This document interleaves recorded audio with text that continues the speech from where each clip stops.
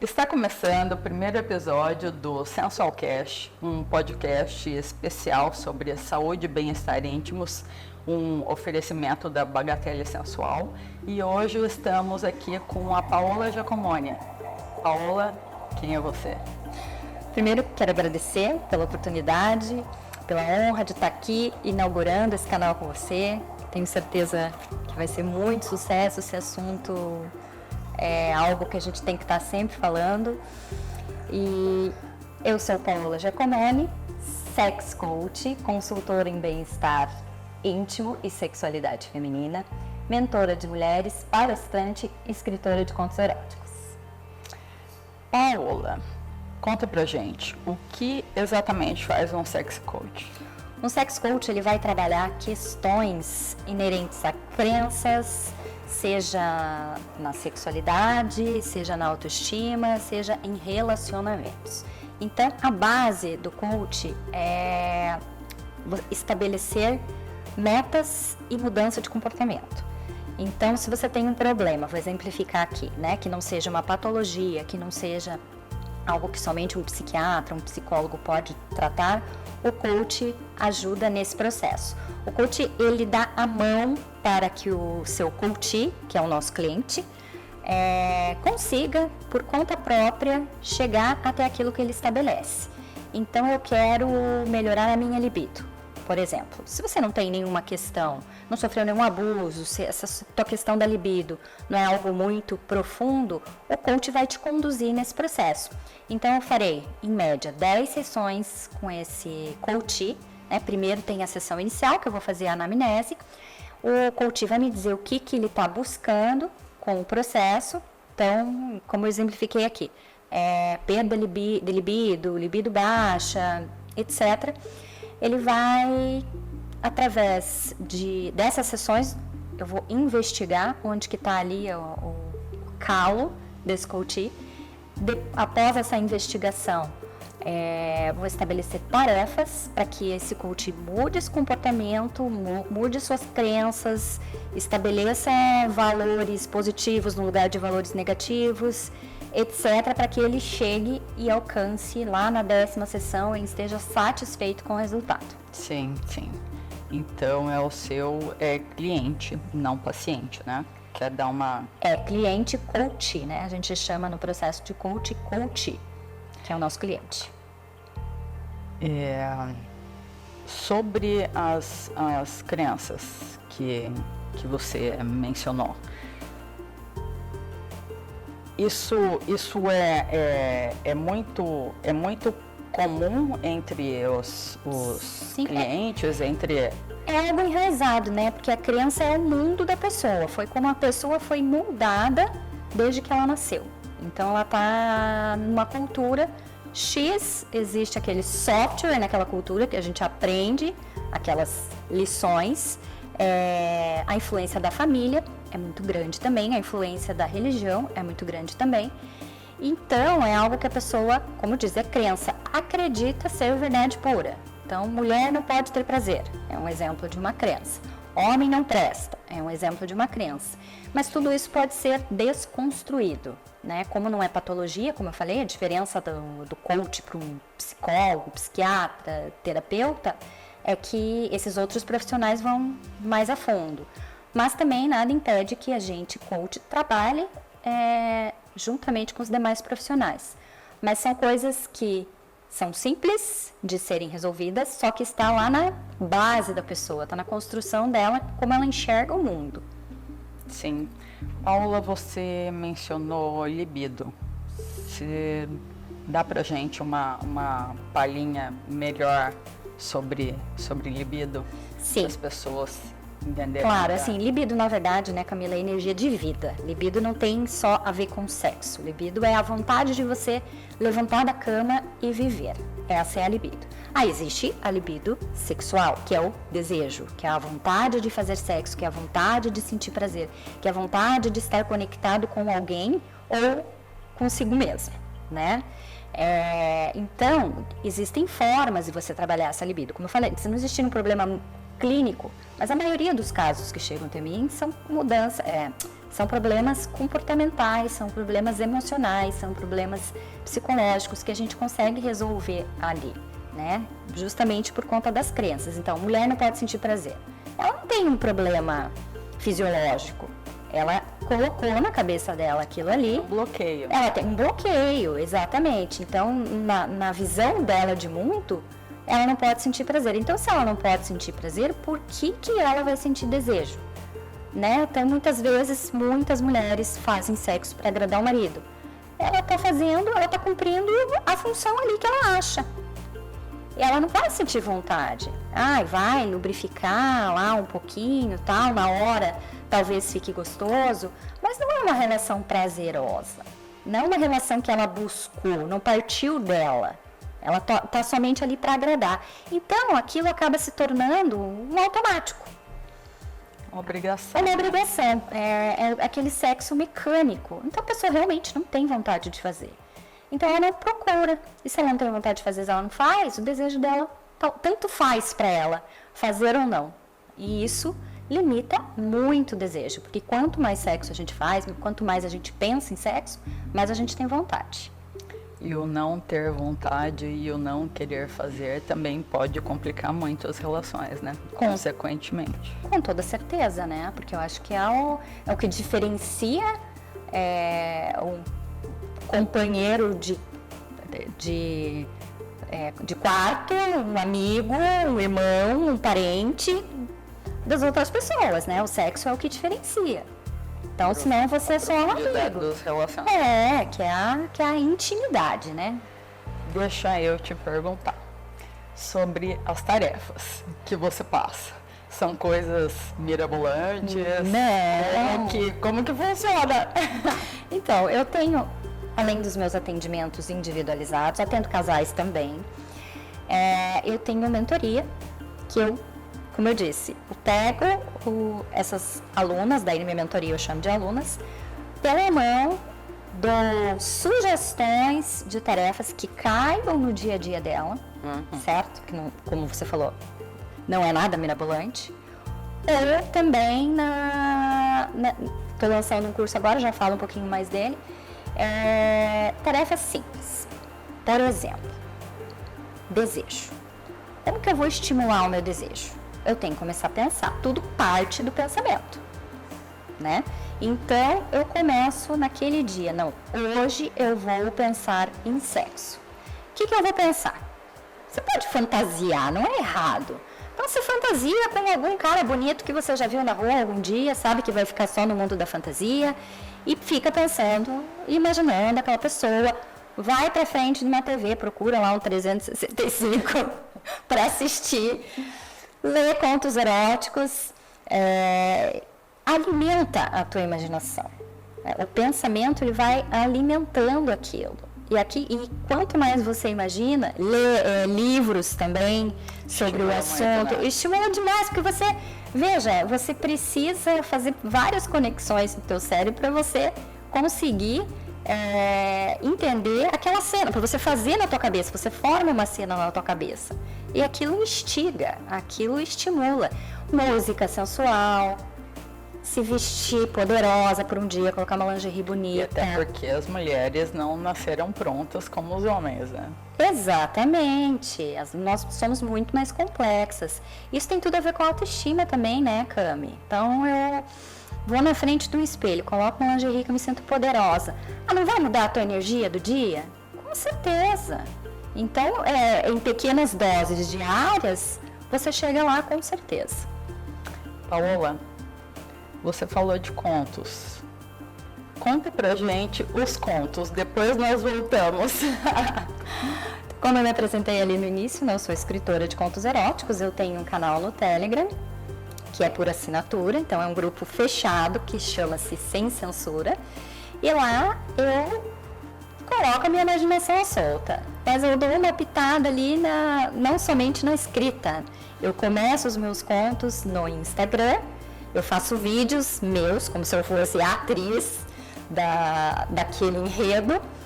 Então, a cada 15 dias sai um conto novo, então eu inicio, né, com aquela história ali, fazendo a simulação como atriz daquela personagem. E a continuação desse conto tem acesso quem está no canal do Telegram. Então, eu primeiro publico no Instagram, para depois ir para o canal, para instigar a curiosidade das pessoas. Legal, legal. Paola, você tem algum caso assim de uma cliente que deu super certo, ficou super satisfeita com as tarefas e tudo que você propôs para ela? Como que funciona assim?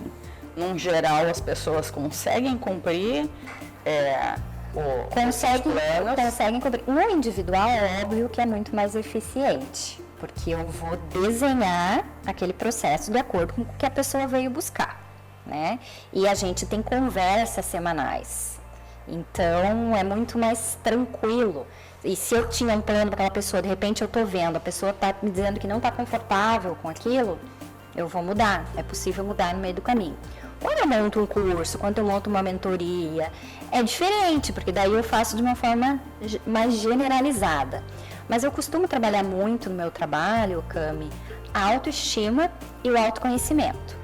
Para mim, são a base da sexualidade. Se você não estiver bem com a sua autoestima, você não tem autoconfiança. Aí você não vai se sentir preparada para a hora do sexo, por exemplo. Ou você não vai se sentir atraente o suficiente para olhar para aquele boy que você achou lindo, certo? E se você não tiver o autoconhecimento, você vai deixar na mão de terceiros o seu prazer. Não é só o boy que você achou lindo, né? É o boy lindo que você tem dentro de casa também, né? É o seu marido. Claro, os relacionamentos de uma forma geral, né? Sejam relacionamentos eventuais, sejam relacionamentos que estão ali há muito tempo, né? Claro, é para todas as pessoas, né? O sexo é para todas as pessoas. Deveria ser. O sexo deveria ser para todas as pessoas. Sexualidade é algo inato. Falando em autoconhecimento, mostra pra gente as pelúcias. Eu costumo trabalhar, eu trago esse material sempre, quando vou fazer os meus eventos, as minhas apresentações, porque ele é fofinho, né? Então eu não estou trazendo assim nada, porque infelizmente ainda tem gente que se sente constrangida e desconfortável se eu trouxesse uma prótese aqui, por exemplo, né? Esse material ele é bem didático, porque além dele ser bonitinho e não ofensivo, ele tem tudo que eu preciso. Então eu costumo apresentar a nossa bonita para as mulheres. As mulheres não conhecem, a maioria das mulheres não sabem o que é a sua vulva. Já chamam, infelizmente, né? Errado, né? Já falam vagina. Vagina é só a parte de dentro aqui, ó, tá? Essa é a vagina, que é o canal vaginal, é o que fica dentro. Aqui, onde sai o neném. Onde sai o neném, a menstruação, né? Não tem nada a ver com onde sai a urina. Já ouvi pessoas achando que era o mesmo canal, que era o mesmo buraquinho, e não é. O buraquinho de xixi é a uretra. Então aqui temos o clitóris, a glande do clitóris, que é uma partezinha ínfima. Pequenos e grandes lábios, ou lábios externos, lábios internos. A literatura contempla essas duas denominações, né? Aí vai de profissional. E aqui dentro, o canal vaginal, tá? Então tudo isso é vulva. A uretra é... A uretra é esse buraquinho aqui, tá? Aqui a glandezinha do clitóris, que é a parte mais inervada do nosso clitóris. Aqui a entrada do canal vaginal, né? E aqui são os grandes e pequenos lábios. Claro, ele não está dividido aqui, não tem como ver direito, até porque cada mulher tem um formato diferente, né? Nós não somos iguais. Então, eu vou mostrar para vocês o nosso botãozinho do prazer. Esse é o clitóris, gente. Vejam que a gente só enxerga esse pedacinho aqui. A pontinha do iceberg. A pontinha, mas todo ele é enervado. Então, muitas vezes, quando você está numa penetração, ou com um brinquedinho, enfim, seja lá o que for, você está estimulando o clitóris também, pela parte de dentro. E as pessoas não sabem disso, né? Acham que é só isso daqui. E uma curiosidade, Cami, sobre o clitóris, duas curiosidades. ele tem mais de 10 mil terminações nervosas, mais que o dobro do que tem o pênis. Então, a gente pode fazer um estrago do prazer ali. Basta que a gente se conheça, por isso a importância do autoconhecimento. O clitóris não envelhece, é um órgão que não envelhece, e é o único órgão do corpo humano que serve somente para o prazer. Então, dizer que a mulher não pode sentir prazer é ir contra a nossa própria natureza, porque nós temos um órgão especial para isso. Veja, o homem divide uretra, glande, está tudo num lugar só. Nós não, nós temos uma divisão exclusiva. Então, é algo a se pensar. O que eu falo para as minhas clientes, alunas, coaches? Se olha no espelho. Não adianta a gente olhar só aqui o que todo mundo vê, né? Tem que olhar a nossa região íntima. A gente tem que se conhecer, tem que se tocar, tem que saber se existe alguma coisa que está errado. A gente não faz todo mês de outubro uma campanha de prevenção ao câncer de mama, então, com o toque? Região íntima é a mesma coisa. Pode ser evitado uma série de doenças, inclusive, se a gente fizer o toque. Então, não é só uma questão de prazer, mas é uma questão de saúde também. Então, como é importante a gente desenvolver o nosso autoconhecimento. Então, voltando ali, só complementando. O autoconhecimento e a autoestima estão na base do meu trabalho. Depois a gente vai galgando esses degraus para chegar no topo. Não dá para prosseguir sem conhecer o objeto de trabalho, né?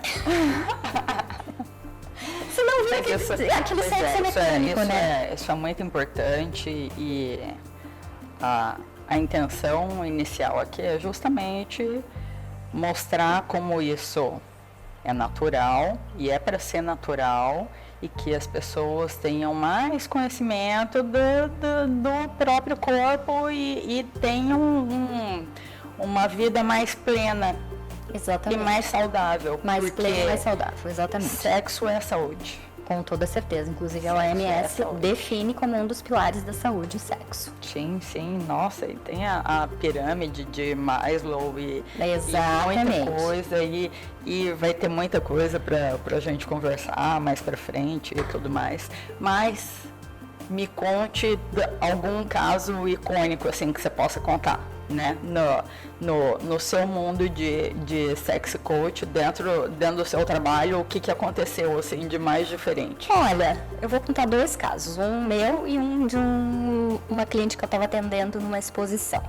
É bem icônico, mas eu te confesso que eu fiquei um pouco chocada com o choque dela.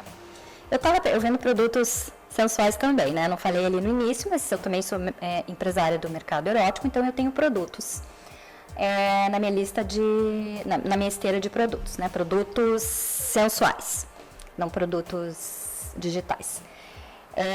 E eu estava fazendo uma exposição num evento, fazendo as demonstrações, né? Eu levo muita coisa para demonstrar, que são produtos que não são autoexplicativos, então eu faço muita demonstração. E eu estava com um produto masculino, que se chama Cieg, que é aquele ovinho, você já viu, né? É o masturbador. E para explicar para a cliente como funciona, eu preciso da prótese. E aí, só que eu não deixo exposto. Eu deixo sempre guardadinho, se a pessoa pergunta, aí eu tiro, né? Porque eu vou em muitos lugares. Então, como eu te falei, tem gente que se sente constrangida, então eu não estou para constranger ninguém. Sim. Mas ela perguntou, eu queria saber, eu falei, vou te mostrar. A hora que eu tirei essa prótese, essa mulher deu um grito, um pulo, guarda! Eu fiquei sem reação, olha que eu não sou de ficar sem reação. Eu levo as coisas assim, bem na leveza, mas eu fiquei sem reação, pensei que ela nunca tinha visto. Falei, nossa, daí a partir daquele momento, né, nas outras apresentações que eu fiz, eu sempre perguntava, olha gente, eu tenho um negócio aqui, posso mostrar, vocês não se incomodam? Então, claro, foi um aprendizado para mim também. Sim. Mas eu fiquei em choque com o choque dela, para ver como as pessoas ainda são limitadas quando o assunto é esse. Gente, é um pênis, ela era casada, o marido dela ela já viu, ela tem relação sexual, assim, eu acho, né? E por que chocou tanto, sabe? As crenças da infância. exato. Não pode, não mostra. Mulher tem que ser recatada. Essa perna. Mulher tem que agir assim em público. Mulher tem que ser assim, tem que agradar só o marido. Exatamente. Então ali para mim foi, digamos, algo que me sacudiu. Né? Falei, não, preciso continuar trabalhando com essas mulheres porque está muito errado pensar assim. E outra situação foi engraçada, quando eu comecei também, bem no início ali da minha loja, que eu comecei com a loja, né? Eu estava num evento de empresários, de networking, enfim, me apresentei, deixei meu telefone, né? E uns dias depois, uma pessoa entrou em contato comigo, um homem entrou em contato comigo, e eu atendo numa boa, apesar do meu público principal ser mulher, eu atendo com o mesmo carinho os homens. Vai que um homem vai te procurar para você... Não, e eles são muito mais objetivos, é muito mais dele. Fácil de atender homem do que atender mulher. Porque eles vêm, eles já compram, eles nem perguntam preço.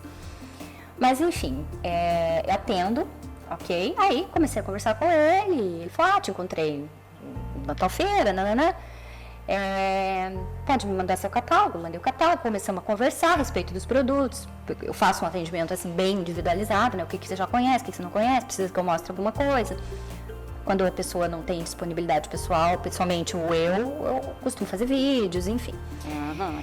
E aí ele foi me enrolando ali na conversa e de repente ele falou, na verdade, eu e a minha esposa, a gente tá procurando uma namorada.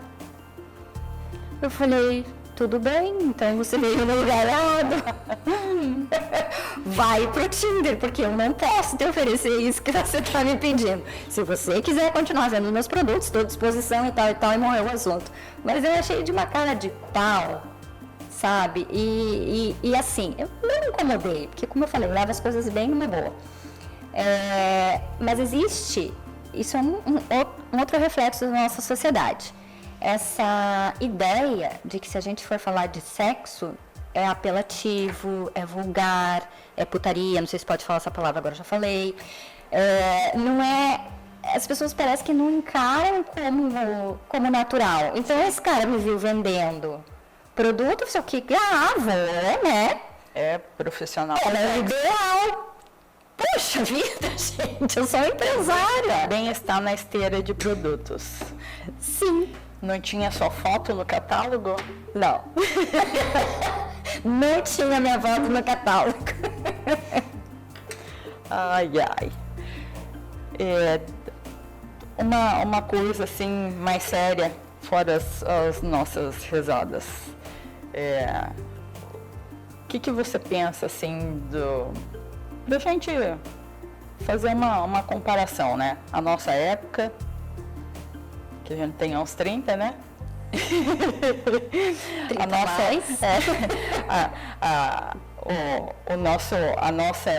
a nossa infância ali com todos os não pode, não põe a mão, não pode isso, não se comporte assim, isso é errado. Os jovens hoje, você tem uma filha adolescente, né? E as minhas ainda são crianças, são bem pequenas também, e eu também tenho medos, vou dizer que eu tenho medos de atrapalhar de alguma forma, e eu não quero. Criar alguma criança, você tem medo de criar alguma criança. Exatamente. E como que você enxerga assim essas várias épocas e as diferenças, você diz? Isso. Olha, eu acho que sim, que evoluiu, até porque hoje nós temos muito mais acesso à informação, né? As crianças hoje em dia, os adolescentes, eles não são mais bobinhos, eles conseguem ir atrás do que eles pretendem, do que eles querem saber. No entanto, quando se trata desse assunto, que é pra gente falar de uma forma natural, um adolescente, uma criança, eles não têm maturidade emocional para, embora consiga buscar informação, para entender determinadas coisas. Então, por que é importante? O que eu vejo? É importante o diálogo dentro de casa. É importante a educação sexual. Ponto. E quando eu digo educação sexual, não é a vulgaridade. De novo, voltando aqui para a questão de ser natural. Eu não preciso dar detalhes para minha filha adolescente de como, ou dizer para ela, a hora que ela encontrar o namorado, olha, faça isso, faça aquilo. Não. Mas ela precisa saber que ela precisa usar um preservativo, que ela precisa usar algum outro método anticoncepcional, que ela precisa estar segura para transar com alguém, que ela precisa querer, que tem que ter o consentimento. Que ela tem que respeitar o próprio corpo. Que ela tem que respeitar o próprio corpo. É assim que ela vai fazer. Que ela tem que conhecer o próprio corpo e não tem que fazer sexo para agradar o outro. Então, essas coisas tem que ser falado dentro de casa. Até porque, né, Camila, filha mulher é muito mais complicado. Eu, por muito tempo, não deixei a minha filha dormir na casa de ninguém, de nenhum amiguinho, nada. Porque eu tinha receio de o pai da amiga que tá lá, o irmão, o tio, o vizinho. Embora os casos de abuso aconteçam muito mais dentro da família do que fora, é uma forma de prevenir. E ela não tinha dentro da família. Exatamente. Né? E aí, assim, claro que eu conversava com ela. Eu falava, olha, ninguém pode encostar em você. Ninguém pode fazer sem sua permissão. Isso é seu, sua intimidade. Qualquer coisa de anormal que você veja que não aconteça, vem conversar comigo. Não tenha medo. Então, a educação sexual, eu digo, é nesse sentido. Né, instrução. Instrução, dela ter o mínimo de condição de, não vai se defender, porque, né, criança é novinho, não consegue, mas uma condição de expor isso para a família, de não sentir vergonha e não sentir medo. Olha, aconteceu tal coisa, sabe, para os pais responsáveis tomarem uma atitude. Então, a educação sexual, falar em sexo de uma forma natural, vai muito além do sexo pelo sexo. É um assunto que tem que ser debatido, tanto nas escolas quanto dentro de casa. Sim. E eu digo assim, não é delegar para a escola. Não, também acho que não é por aí. Mas estar em alinhamento e escolarização são coisas completamente diferentes. Mas o mundo dos adolescentes, minha filha, por exemplo, claro que ela vai encontrar o ficante dela, o namoradinho dela dentro da escola, o ambiente onde ela vive.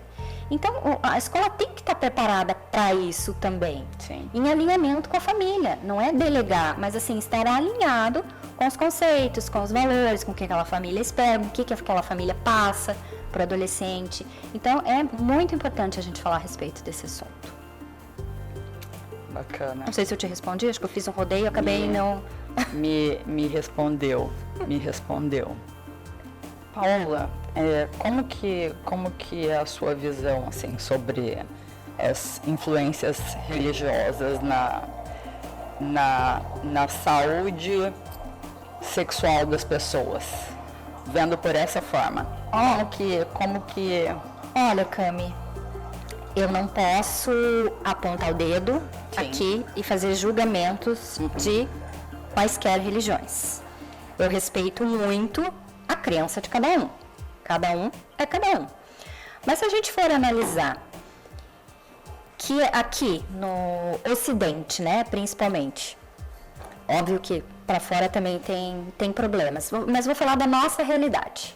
Temos o cristianismo, a maioria catolicismo, evangélicos, que cresceram bastante. Eles tratam, muitas vezes, não todos, não quero generalizar, o sexo como algo sujo, o sexo como pecado. Aí volta aquela história ali de que a mulher não pode sentir prazer, de que a mulher tem que servir ao marido. É a sociedade machista, né? Eu acredito, assim, que a gente pode falar de uma forma do sexo, então, voltando para a religião ali, né? Que acham, muitas religiões entendem, inclusive, que o sexo não pode ser feito fora do casamento. Que deveria ser falado, então, levando por essa linha de relacionamento. Pode ser falado para casais, que o líder espiritual daquela igreja, seita, enfim, ele pode falar para casais, porque o sexo, ele une as pessoas, ele une os casais. O sexo é intimidade, é o momento do seu dia, da sua vida, que você está despido do seu ego, despido dos seus pensamentos equivocados. Então é aquele momento de entrega, Sexo é ele que vai entrega. trazer a cumplicidade. Ele que vai trazer a cumplicidade e a intimidade. Senão vira aquilo que eu falei ali no início, vira uma relação de amizade. Então, por que não implementar nas religiões esse formato de trazer para os casais a importância do sexo para o casamento? Para os casais casados, já que não pode fazer fora do casamento. Exatamente. Mas agora, olhando sobre outro aspecto, tem pessoas que não seguem piamente uma religião, né? Eu sou batizada católica, mas eu não sigo, eu não sou praticante. Então, e de repente, não foi o caso, mas só me usando como exemplo, aquela pessoa que foi criada em determinada religião, que escutou a avó, o avô, a família falando, para ela não faz sentido, seja lá por qual motivo, religião também é uma coisa muito íntima, então por isso que eu não discuto, mas talvez para ela não faça sentido ela ficar com aquela crença de que é errado, de que é pecado, de que é sujo. Ela vai crescer com aquela ideia de que não pode ter um orgasmo, de que não pode se masturbar, entende? Então a religião ela tem uma influência nesse sentido, sim. Pode ser tanto positiva, no caso de relacionamentos, como eu acabei de exemplificar aqui, quanto negativa para aquela pessoa que não quer seguir e ela segue uma vida totalmente frustrada porque ela acreditou lá atrás que aquilo não podia ser feito. É complicado, muito complicado. Então vamos mudar um pouquinho de assunto. Você atende, no geral, mulheres, sim, né? Mas atende os casais quando necessário. A mulher com o homem ou a mulher com a mulher, cada um no seu formato, né? Mas vamos falar dos homens. Vamos falar dos homens. Eu ia fazer uma pergunta muito... Não vou. Depois. Os rapazes ali, como que você percebe eles quanto às cobranças da sociedade ou das mulheres? Cobrança que vem de algum lugar de que eles têm que ser super, ultra power. Existe isso? Existe, mas veja, tudo que é bem dosado... Mas é assim? Depende, se você está dentro de um equilíbrio, porque existe também a energia masculina e a energia feminina, né? A gente precisa desse equilíbrio. E não estou falando masculino e feminino aqui no sentido de orientação sexual. Eu estou falando da energia mesmo que determinado ser humano emana. Então, eu e você, assim, é gritante que nós temos uma energia feminina muito elevada. E a gente precisa isso e está tudo bem. Você tem uma energia feminina elevada, eu tenho uma energia feminina elevada, eu quero meu complemento, entre aspas, masculino. Então, por que eu não posso deixar o homem ser homem? E não estou dizendo que o homem ser homem no sentido, não pode chorar, não pode ser sensível. Não é isso. Mas o homem gosta de fazer, ele gosta de ter esse papel. Mas, de novo, tem que ter o equilíbrio. Não adianta jogar tudo nas costas do homem e ele também se desequilibrar. Ele desequilibrar a energia dele. Mas também a gente não pode dar papéis para ele que são puramente femininos. Não estou sendo machista aqui, muito pelo contrário. Estou querendo dizer que tem que haver esse equilíbrio. O homem, ele não tem... Os homens, por natureza, eles não têm essa sensibilidade como nós, mulheres, temos para as coisas. Eles não são detalhistas como nós somos. Nós somos seres que podemos ser mães. Nós carregamos no ventre uma vida. Então, nós temos como se fosse uma espécie de ninho dentro da gente. Então, quando a mulher está para... É muito engraçado isso, biologicamente falando. Quando a mulher está para ter neném, ela começa a organizar a casa, ela começa a organizar o ninho dela. O homem não vai fazer isso. E por que eu vou exigir isso do homem? Inclusive, geralmente, os homens só percebem a paternidade a hora que a criança nasce. Claro, veja a troca que a gente tem antes. Veja o privilégio que nós temos de ser mães. Então, por que a gente vai descaracterizar essa natureza? Isso não quer dizer que o homem não possa trocar fralda, o homem não possa levantar de madrugada para ajudar a esposa que está cansada, que está estressada, que está, né, desgastada, afinal de contas, a jornada de uma criança é praticamente 24 horas. Então, não é nesse sentido, é no sentido do equilíbrio das energias. Mas, aí agora trazendo um pouco para o mundo mais concreto, existem muito homem com problema de autoestima. Existe essa procura, eu consigo também identificar.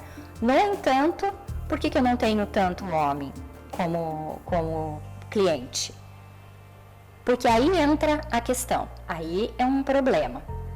Eu não posso ser vulnerável, eu não posso mostrar a minha fraqueza, entendeu? Então a procura deles é menor, sempre parte da mulher. Eles têm muito isso. Inclusive entre eles, né? Eles vivem uma competição. Sim. Aí é o excesso de masculino. Competição. Aí é o excesso, não tem o equilíbrio. É porque no fim das contas, né, Camila, todos somos seres humanos. Todo mundo tem seus problemas, todo mundo tem suas crenças, todo mundo tem aonde aperta o calo. Todo mundo tem, todo mundo é vulnerável de alguma forma. Então, claro, a gente não precisa sair expondo. Mas se existe alguém que pode ajudar, que existe um profissional qualificado para isso, por que não se permitir? É o mesmo caso das mulheres, por que não se permitir ter prazeres? Exatamente. Mas uma pergunta mais profunda, então. Homens podem falhar? Claro, lógico, justamente por essa cobrança que eles têm. Por quê? Eu tenho que ser viril, eu tenho que dar conta, eu tenho que fazer... Aí é aquela coisa do... Isso atrapalha. Aí não é ser masculino, aí é ser machista, incutido, né? Não estou falando que todos os homens são machistas, nem que todos os homens são machistas propositais. Mas aí vai da questão da própria criação, de como que a gente encara a sociedade. Só fazendo um comparativo aqui, voltando aos nossos amigos queridos, analise comigo. O homem tem o órgão sexual dele para fora. Ele está o tempo inteiro vendo. Para ele, o pênis faz parte do corpo. É uma extensão dele, tá ali. Ele vai no banheiro, ele pega. Ele toma banho, ele pega. A gente não, a gente é escondidinha. Então é muito mais fácil para o homem sentir o prazer de uma forma mais rápida, não sentir o prazer de uma forma mais rápida, mas de entender o que é o prazer, processar do que a própria mulher. Começa que para a gente enervar a nossa região íntima é algumas vezes mais que o homem. A gente, para lubrificar tudo, a gente precisa de 500 ml de sangue, né? Então é uma diferença muito gritante. Nossa, não sabia do sangue. É bastante. Então é uma diferença muito gritante. Mas aí entra, nós somos seres biopsicossociais. A gente tem uma influência biológica, que é ali, gênero masculino e feminino. Nós temos a fisiológica, né, de como reage o nosso corpo. Nós temos a questão psicológica, que é como está funcionando nossa cabeça naquele momento, e aí entra muito essa questão do homem falhar na hora da questão psicológica. Normalmente, quando é um problema, aí não é só uma vez, né? E social, que é a nossa criação, que são as nossas crenças, que é a nossa cultura. Então, a gente não pode colocar tudo, engessar essa explicação. São coisas muito mais profundas do que a gente imagina. Se o homem está nervoso, está com problema financeiro, aí entra aquela questão do provedor, ele vai falhar. Não necessariamente, mas acontece. Quando o homem falha é porque o psicológico dele não está legal. A pressão é complicado, né? Sim. Assim, não dá para dosar, mas dá quase que para dizer que para eles a barra é mais pesada. Sim, mas daí da infância para cá, porque eles são projetados a isso desde pequenos. Sim. É uma criança, já falam como se tivesse que ser um adulto. Exatamente. Isso é ruim. Isso é machismo, né? É você criar o seu filho, o pegador. Gente, não é assim. É óbvio que é natural o menino se masturbar. Deveria ser natural a menina se masturbar. Mas porque daí é uma questão de fisiologia, de biologia, de necessidade, de produção de hormônios. Então, saúde, é natural. Agora, você já olhar para um filho seu, que eu já vi casos e casos, eu acho muito triste, com 16 e 7 anos levar num puteiro, porque ele não pode perder a virgindade com a namorada, porque a menina, a namorada é imaculada, é mulher, né? Não pode. E o menino tem que ser o pegador. Ele vai aprender sexo com prostituta de que jeito? Ele vai aprender a agradar uma mulher como? Como que esse aspecto machista vai sair de dentro dele? Como que ele vai chegar numa mulher e saber tocar um clitóris? Por quê? Porque a rapidez quanto mais melhor, quanto mais melhor, quanto mais melhor. Então, é nesse ponto que é errado a questão do masculino. Na verdade é triste isso, né? Muito. Muito triste. Mas tá, vamos mudar um pouquinho então. Vamos falar dos brinquedinhos. Vamos. Como você é claro que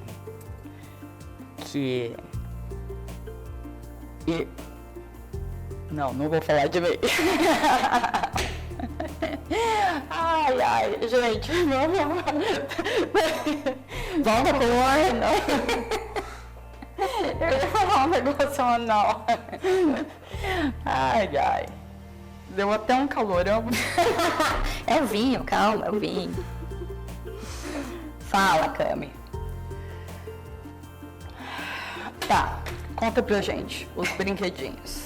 Brinquedinhos em vários sentidos, né? Tem brinquedinhos terapêuticos, tem brinquedinhos que realmente são brinquedos, estimulantes para outro sentido, né? Tem os estimulantes terapêuticos e tudo mais. Faça um apanhado pra gente, por favor. Olha, eu costumo dizer, Cami, quando me perguntam, né? É necessário usar produto erótico na relação? Não. Mas, como eu sou defensora de que a gente tem que se permitir novas sensações, o brinquedinho, o cosmético, ele vem para isso. Ele é a cerejinha do bolo. Claro que se você não estiver bem resolvida com a sua sexualidade, não vai adiantar nada. Não vai. Ou então você vai comprar um vibrador. Faz milagre. Nunca tive um orgasmo. Quero comprar um vibrador para ter. Legal? Legal. Você começa a conhecer o seu corpo, né? Você começa a explorar novas sensações. No entanto, o vibrador, o uso dele, pelo uso indiscriminado, digamos assim, ele vai trazer aquele orgasmo imediato. Você não vai se conectar com o seu corpo, você não vai se conectar com o seu parceiro, certo? Então é um todo. Você precisa de você precisa explorar todas as suas sensações. Você quer colocar um brinquedo, um cosmético? Coloca, é legal. Você surpreende seu parceiro, você faz uma coisa diferente, sai do lugar comum. Eu acho perfeitamente válido. O que ele não pode é ser uma muleta. Eu só consigo gozar com vibrador, eu só consigo gozar com cosmético, eu só consigo lubrificar com isso, entende? Então, por isso que eu falo que ele é a cerejinha do bolo. Ele não pode ser o personagem principal da festa. O personagem principal da festa é você. Complemento. O complemento, seu parceiro, enfim. O conhecimento do corpo do outro, o conhecimento do seu corpo. É isso que é sexo de qualidade. Sim. Paola, sobre a educação sexual, você entende como ser mais adequado por onde as mulheres se informarem melhor sobre algumas coisas? Por exemplo, não conhecer o próprio corpo. Aonde começaríamos? Bom, primeiro ela tem que estar disposta, né, Cami? Ela tem que, primeiramente, abrir a cabeça. Assiste aqui e já começa, tenho que... Porque as travas, as crenças, claro, ela não vai desconstruir Dificilmente ela vai desconstruir sozinha. É sempre importante ter o respaldo de um profissional. Mas, como eu disse, né, eu pego na mão, mas eu não faço pela pessoa, é a pessoa quem vai fazer. Mas para ela ter esse start, ela precisa estar disposta. Ela precisa saber que tem algum problema com ela. Não é normal uma pessoa não querer sexo. Não é normal a pessoa estar dentro de um casamento, vivendo uma vida ali de puro comodismo, de aparência, e achar que, tudo bem se o marido procurar, nada contra que procure, desde que seja combinado.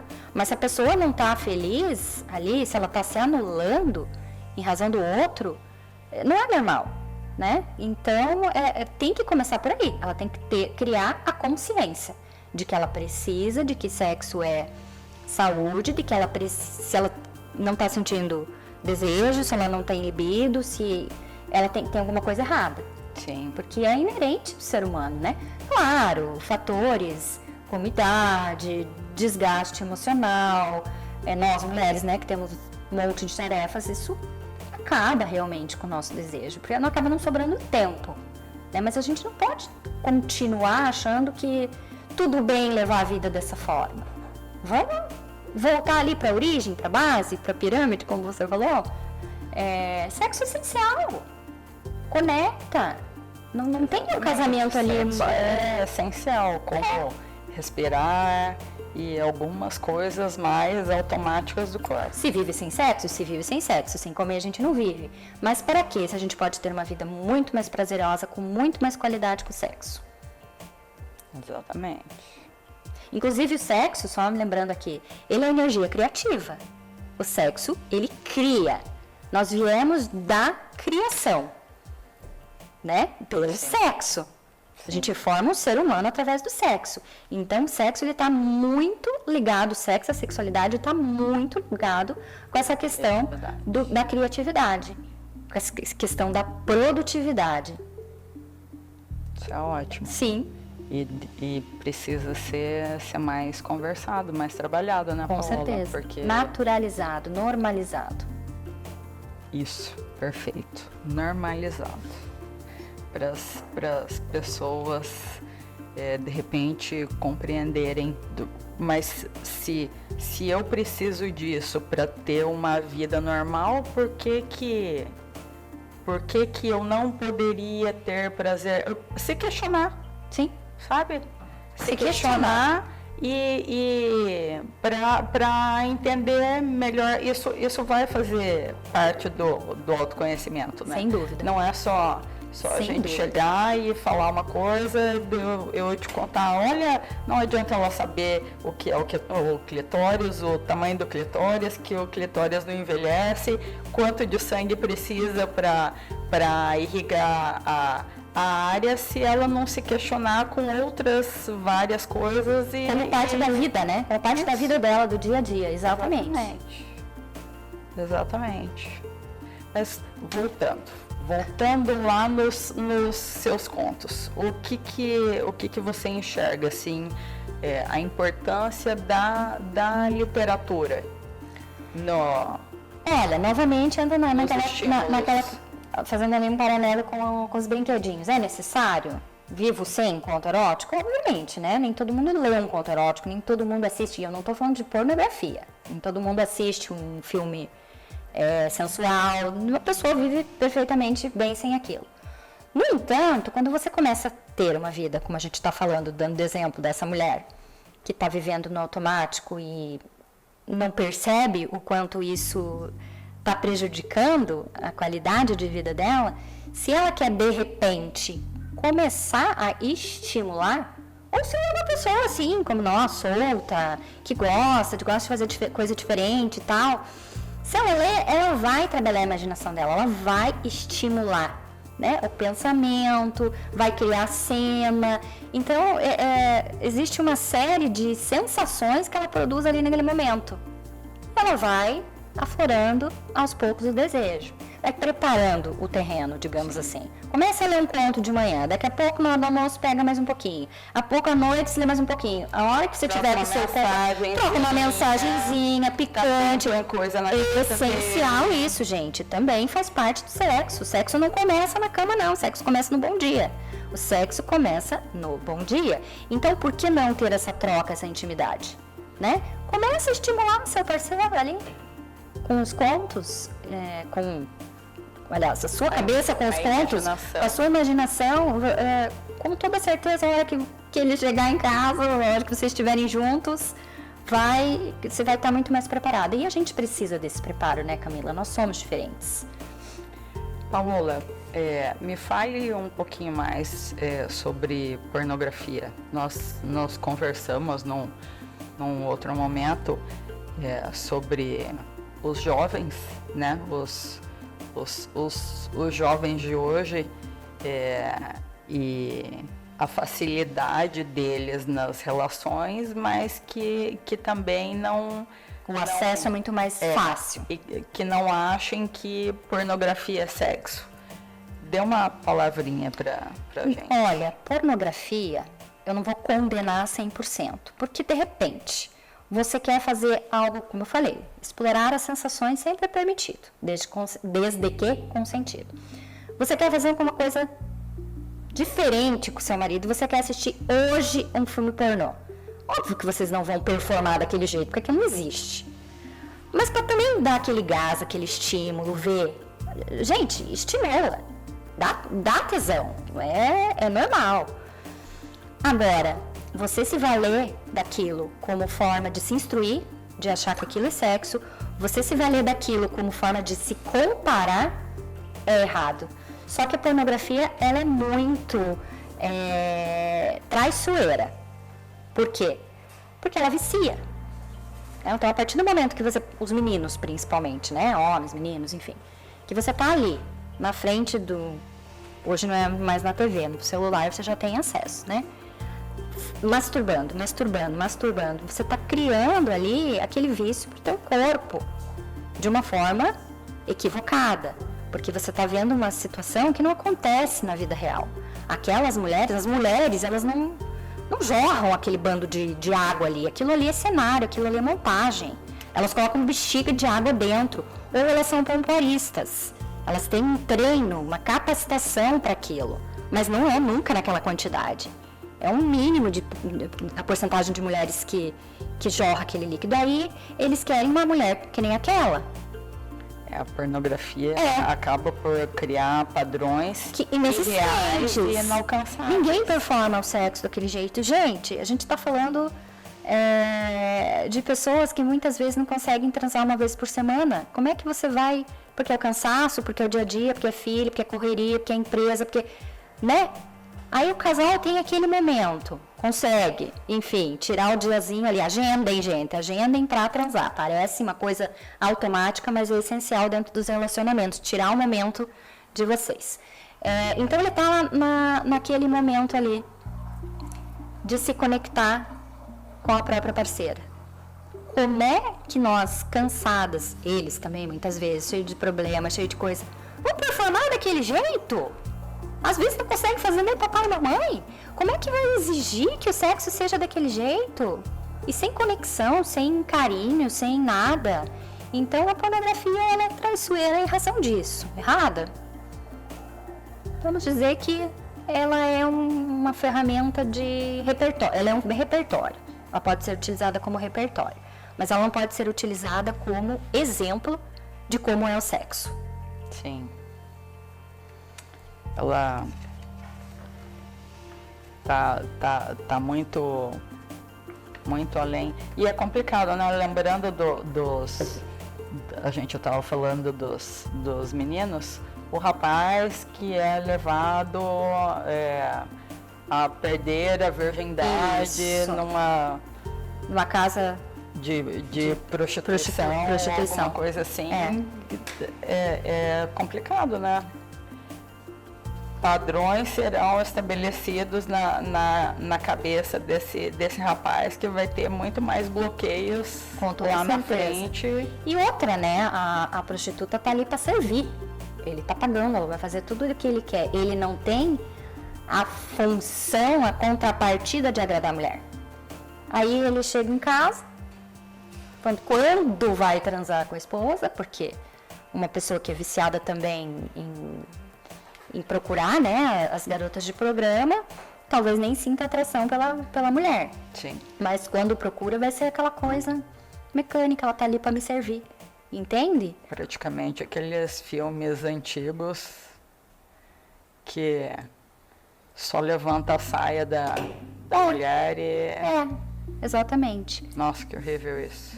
Mas infelizmente ainda é uma realidade, né? Principalmente as pessoas mais velhas, mais conservadoras. O tal do machismo que implantaram aqui, que a gente tá lutando para romper, né? Complicado. Bom, Paola, obrigada. Eu que agradeço, que delícia de papo, né? Muito bom. Nossa conversa. Muito bom. E espero que você volte mais vezes. Com certeza. Pra gente conversar. É um prazer. Muito. E quero te fazer uma pergunta. Pode fazer. Foi bom pra você? Foi ótimo, com muito prazer. Posso só deixar meu Insta aqui?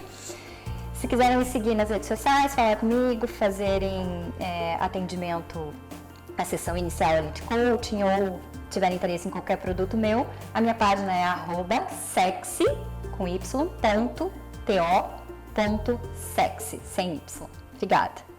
Obrigada e até mais. Até mais. Sim, deu super certo hoje, né? Que delícia.